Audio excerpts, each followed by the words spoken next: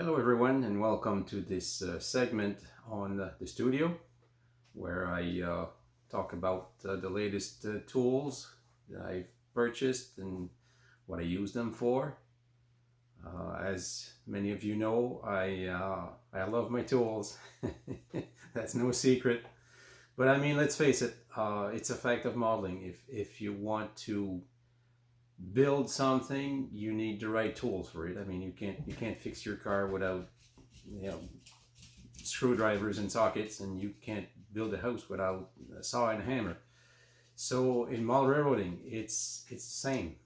It Of course, it depends on your level of involvement in the manufacturing process of your layout. Depends on how much you want to build yourself, how much you're willing to compromise, money-wise or in terms of originality.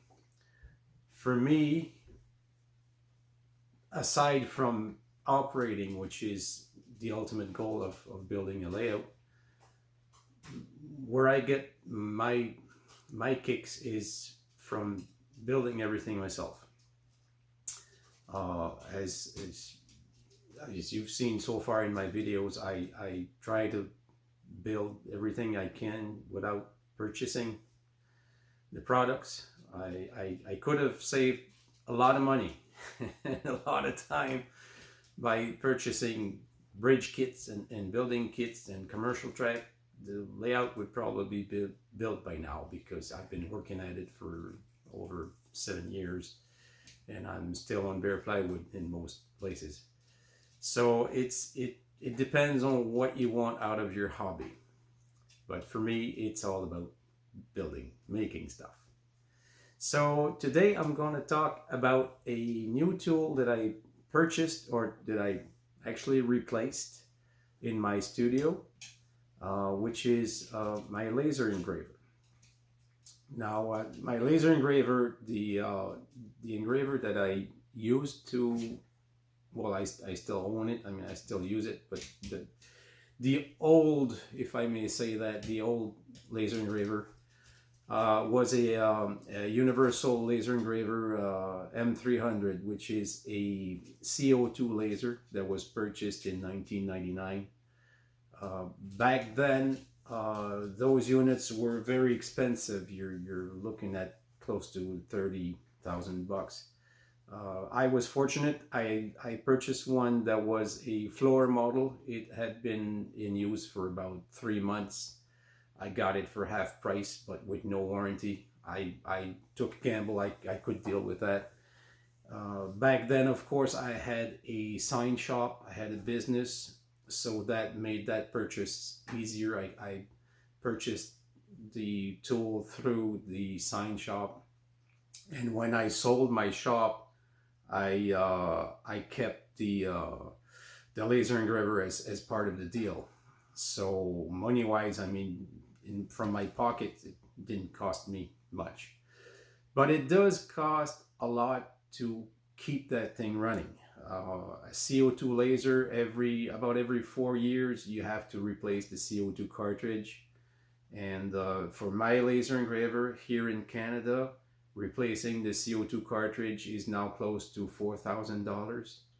So that's $1,000 every year that you have to put aside just to replace the cartridge. So I mean, I love my laser engraver, and it's a fantastic machine. It's probably the best machine that Universal has ever built. They even offered to not really buy it back from me, but to help me sell it 24 years later, because they said themselves this is the best machine they ever produced. So I'm sorry about the little pitter patter here. There's little dogs running around me here. So anyways, looking at my laser engraver, I figured the replacement for the CO2 cartridge is coming up, and I thought, well, if I'm going to replace the cartridge, why not look at newer technology? I mean, it's been 25 years. There must be something better or cheaper to run out there. And so doing my research, I found the diode laser. And to be honest with you, I purchased a small, cheap laser, a diode laser engraver, not expecting a whole lot, and I was absolutely floored. So let me show you. I'll run some photos of the purchase that I made, the upgrades that I made to it, and then I'll show you the machine how it is today. Okay, so here is the laser engraver. As I purchased it, as you can see, it comes as a kit in a box. So I assembled the original kit, and then I proceeded to to do a few tests with this unit, and I immediately realized that this tool had a lot of potential. So I decided to order the extension kit and go ahead and build an enclosure for it. Now the enclosure, I wanted to have the enclosure built on a small table so that I could set it up in the shop, have some drawers so that I could have some materials and accessories close at hand. The entire enclosure is made out of MDF in my shop, and once I had that enclosure built, I then painted and branded the X-Tool logo on the enclosure. Now this is not sponsored by X-Tool in any way. This is not a product placement. I am just doing this out of my own will because I figured this is a fantastic product. So here you can see the extended machine now installed into the cabinet.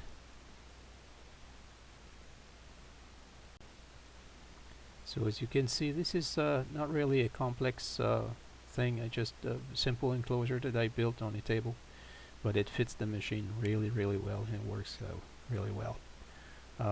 We'll just go back to the video for more details as I'll go through the entire setup.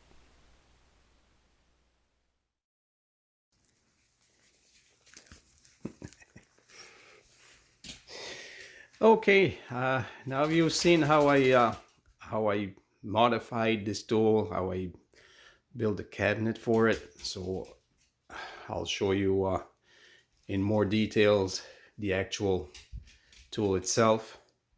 So like I said, this is not a sponsored video. X-Tool doesn't even know I'm doing this, but I'm doing this because whenever I find a tool that's really worth the money for our hobby, I just love to share it. I think it's important, and this is probably one of the best purchases I've made in the last 10 years.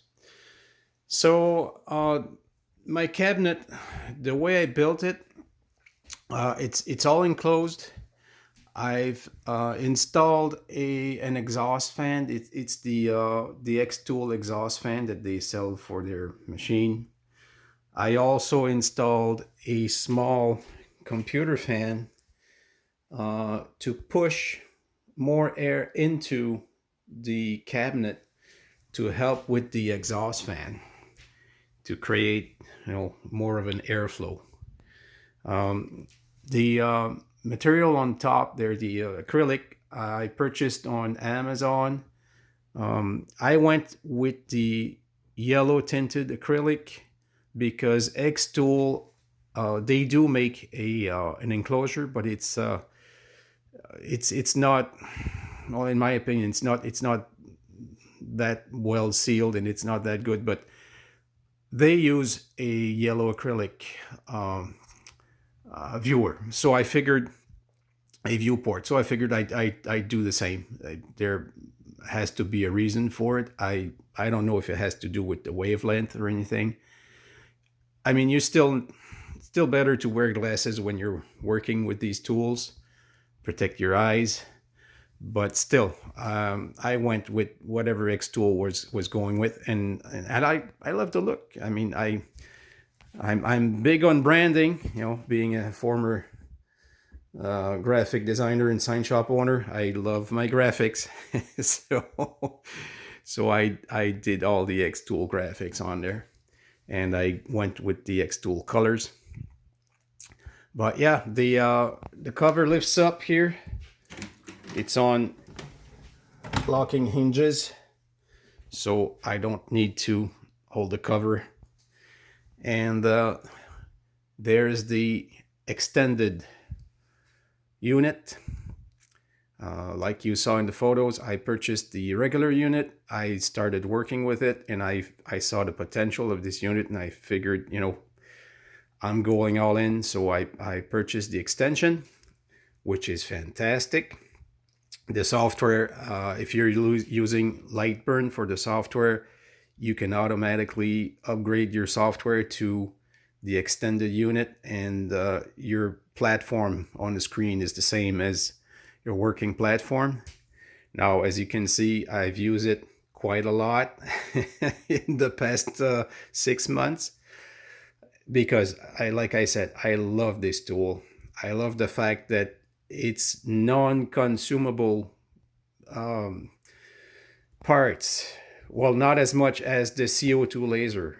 The CO2 laser, I have to start the machine at least 30 minutes ahead of time to let it warm up. And if I only have a small job to do, a 10-minute job to do, then I'm using all of that CO2 for nothing.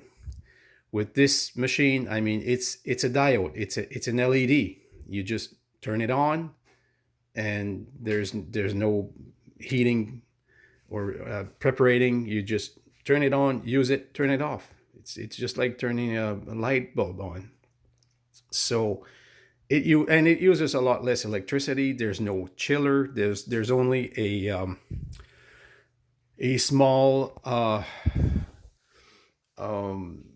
I don't know what they call it. It's like a little blower or something that blows some air. It's an air assist that blows some air just to blow the smoke away from the head of the cutting head of the diode, and clear out the smoke, so you get a nicer, cleaner cut, and it makes really nice, clean cuts. I also added the extended honeycomb table, which I think is a must. I don't like working on a flat surface with these machines. I'd rather have some ventilation that can go through. I also installed the drag chain attachment to manage all the wires. That's not something that's built by Xtool. This is something I purchased from alivepixel.com. They have fantastic products. Again, not sponsored, but they have fantastic products for the Xtool. The drag chain is one of them, and you can see how all your wires will just stay in place. Because I've seen a lot of people on Facebook who have accidentally cut their wires because the wire would fall in the path of the laser head, or wires get entangled and they strip off some of the gears. So it's a good investment to have the drag chain attachment to it. And the Live Pixel, they also make these little corner stands here for the honeycomb table, which centers your honeycomb table perfectly with the machine, and it matches the coordinate placement on Lightburn. So if I want to place an item to be cut at a certain distance, I can rely on these measures and know that they're the same as the ones on screen. Another thing I did, I added some LED lighting to my cabinet, because otherwise, if I just turn this off, it's a little bit dark when you're working with this tool. Even if there's lots of lighting here in the studio, adding the LED lighting makes a big difference. So in short, that's the new tool. Now I'll show you a few of the items that few of the products that I cut with this fantastic tool. All right, now materials. What can this diode laser cut? I think it's going to be easier to tell you what it can't cut. Being a diode laser, it doesn't work well with acrylics. Some acrylics, if they are tinted, if there's a color to it, for some reason, it does cut. But if you're working with clear acrylic, forget it, doesn't work. Doesn't work on metals. It's not powerful enough. This is just a 20-watt module, but believe me, for metal railroading, 20 watts is plenty of power, and it's not that expensive to purchase for the laser head. Now, I work a lot with masonite. Masonite hardboard, I don't know what you guys call it wherever you purchase it. I get this at the local hardware store. It's cheap, it's accessible, it's very sturdy. And on my CO2 laser, to cut 1/8 inch masonite, I would have to do about 7 or 8 passes, and that would end up with scorch marks, burning.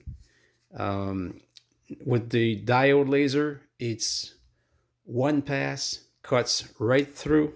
This is stuff that I've cut here. Let me try to get in focus. This is stuff that I've cut with this laser. Look at that clean cut. One pass, 1/8 inch. It could probably cut much thicker materials. If you look on YouTube, do a search for the X-Tool D1 Pro. You'll see a lot of videos for a lot of different hobbies where people use this tool. So you'll see that this tool can cut thicker materials. But for me personally, masonite is my go-to to, well, I used to use it just to make the bare bones for my structures. But now that I've discovered this tool and how it's working, I actually used some masonite and I did some engraving to it, and boom, look at that. This is all just masonite. It's masonite painted, but laser engraved. It doesn't take that long to engrave. You can set it up to engrave and work on something else as long as you're close to your machine, just to keep an eye on it, because it's still a laser. It can catch fire if you don't watch it. But and in 25 years, that's never happened to me, but it's still a warning.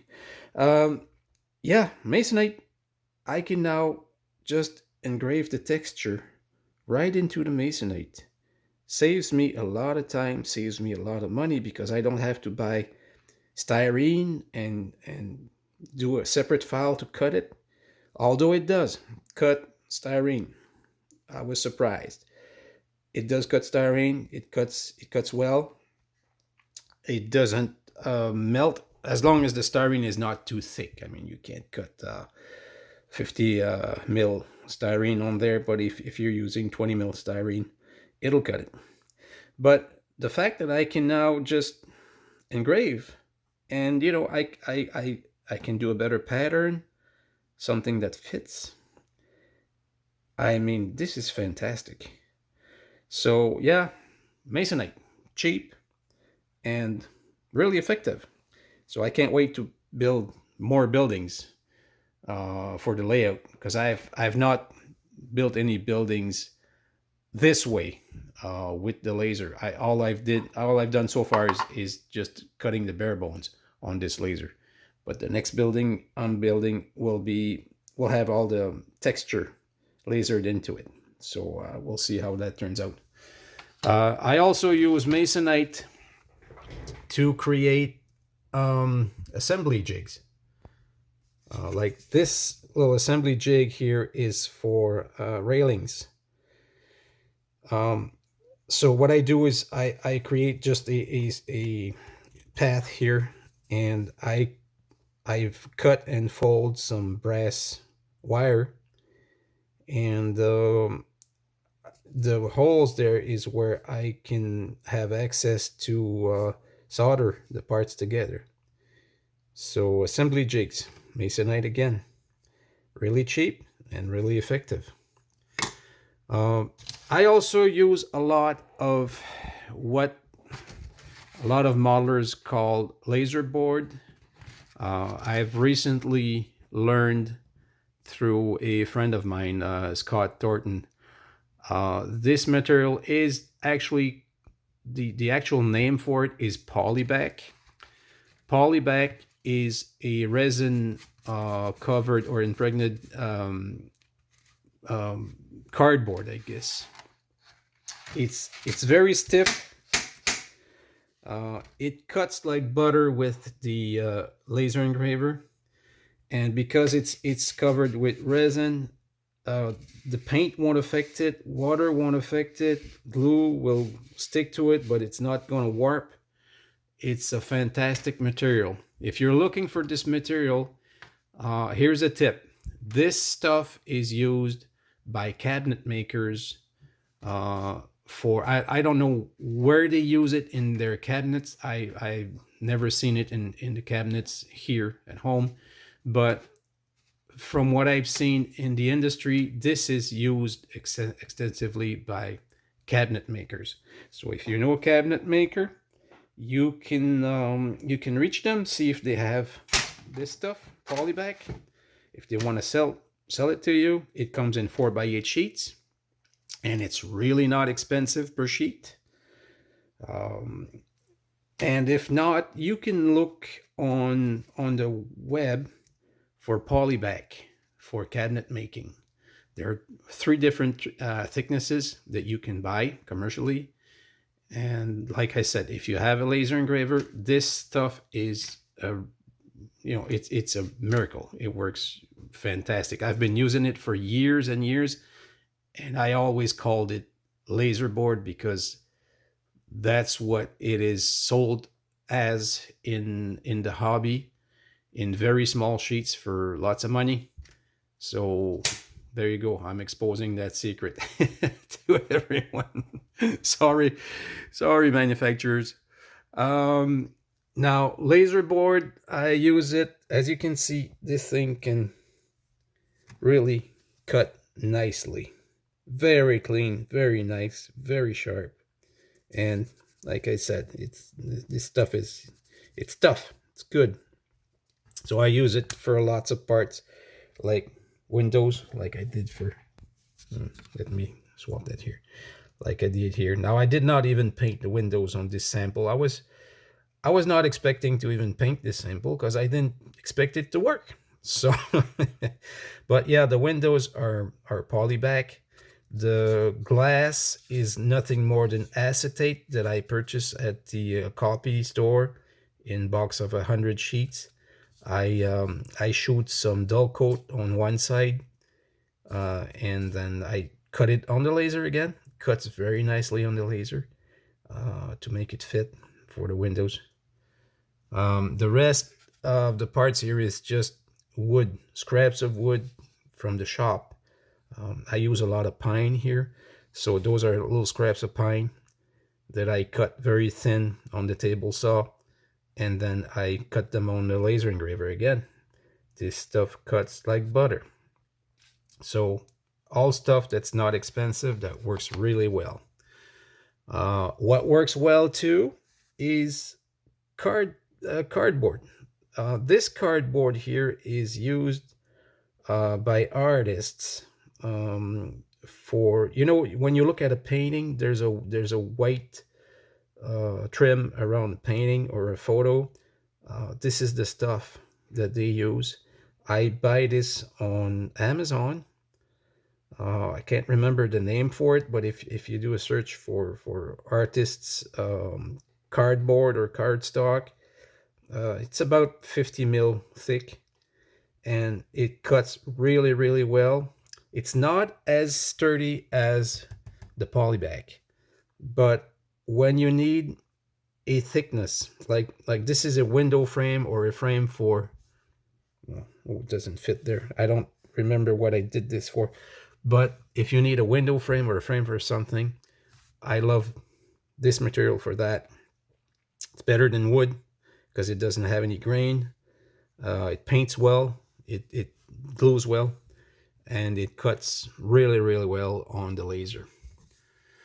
Other things that I've cut on the laser. Now, as you can see, as I'm discovering materials that I can cut, what I do is I make a little sample and I write down the parameters. Like this polyback, you can cut speed at 1000, power at 90%. If you want to do the fill lines, which in laser burn it's called fill, but it's actually engraving. The engraving, the fill, the speed is 4200 at power 60, no air assist. Regular cardboard, I use a lot of cereal boxes for many projects here on the layout. It's cheap, it's accessible, and it works well. It just doesn't work that well with paint, so you have to be careful what you use it for. And if you paint it, you don't paint it with acrylics and a big brush. You go with the airbrush, thinner paint, something that dries fast, so that nothing's going to warp. But again, I mean, this cuts and engraves very very well with this laser. Styrene. This is, I'm not 100% sure if it's styrene or if it's ABS. It's a material that I purchased from JTT Scenery. I have a feeling that they don't use styrene. I think this is ABS just by the way the glue reacts to it. But ABS, it cuts like butter again. Speed 250 at 75%, and it's amazing what you can do with this stuff. This is basswood.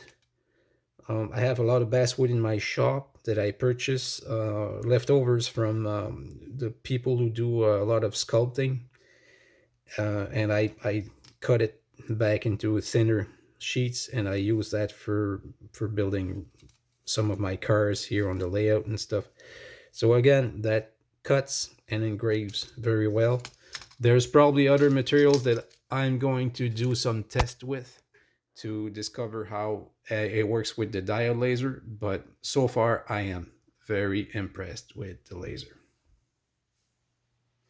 Okay, so there you go.